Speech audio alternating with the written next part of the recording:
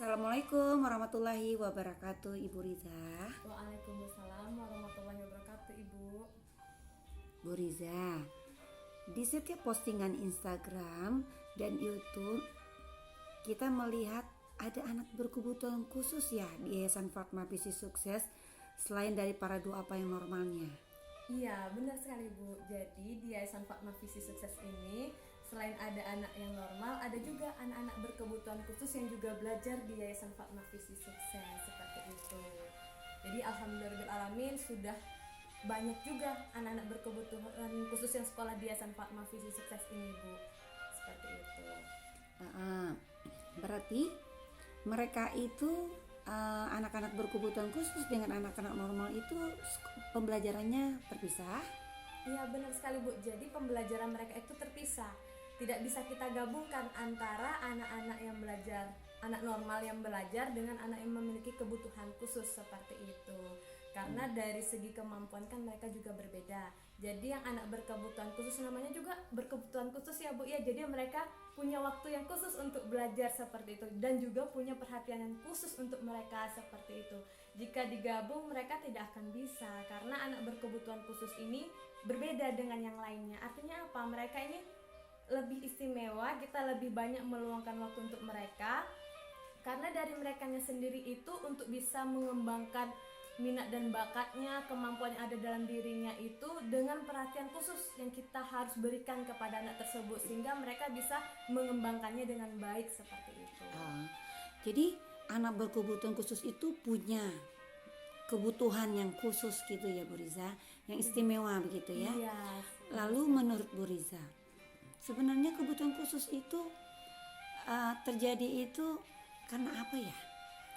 Berkebutuhan khusus itu terjadi salah satu faktornya itu kurangnya perhatian dari orang tua sehingga anak tersebut tidak dalam pantauan yang khusus.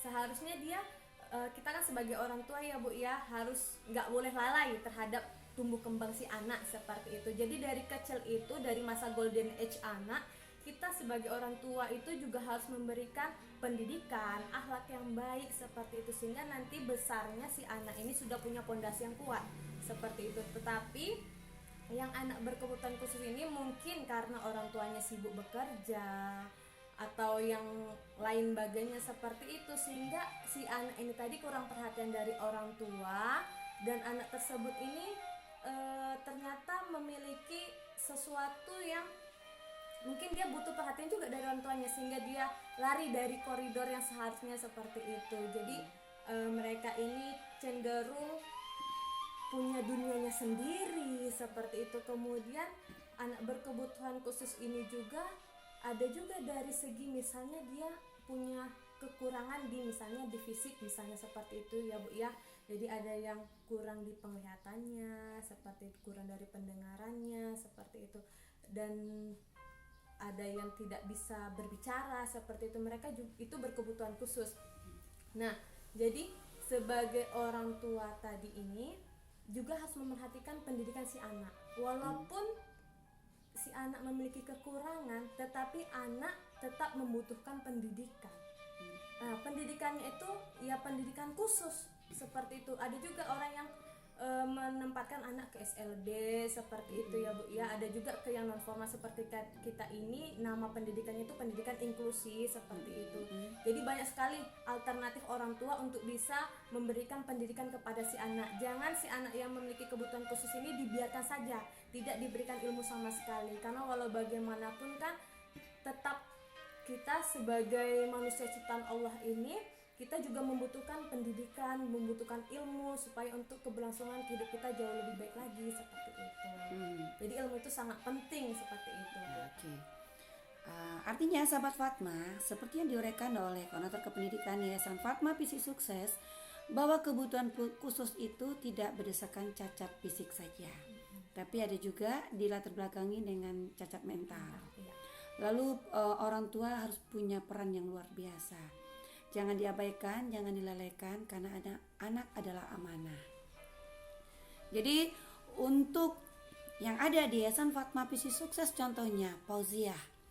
Fauziah itu dari cerita yang ada kita perhatikan di Instagram Yayasan Fatma Visi Sukses, YouTube Yayasan Fatma Visi Sukses, bahwasanya Fauzia itu anak berkebutuhan khusus yang tadinya sulit.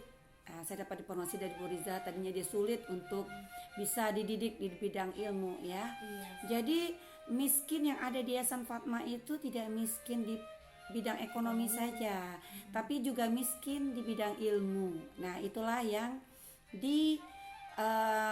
diambil atau dijemput oleh pendiri Yayasan Fatma Visi Sukses bersama koordinator kependidikan yaitu Bu Riza dan timnya ya. Iya benar sekali.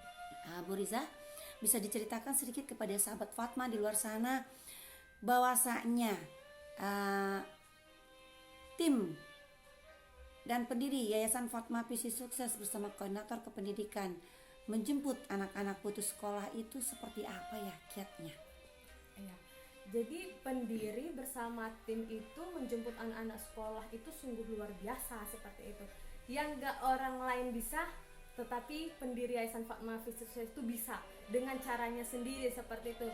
Misalnya nih, kita mencari anak-anak yang putus sekolah itu, memang kita survei masing-masing rumah seperti itu ya Bu ya. Jadi kita lihat di rumah ini ada nggak anak yang putus sekolah seperti itu. Jadi pendiri itu sendiri juga melakukan pendekatan kepada masyarakat kecil terutamanya seperti itu untuk menanyakan apakah anaknya ada yang putus sekolah seperti itu. Jadi memang pendiri kita ini ikut terjun langsung mencari anak-anak putus sekolah sih. Masya Allah. Ya, karena apa? Karena beliau sendiri itu sebenarnya tidak ingin anak-anak Indonesia ini putus sekolah seperti itu. Luar biasa.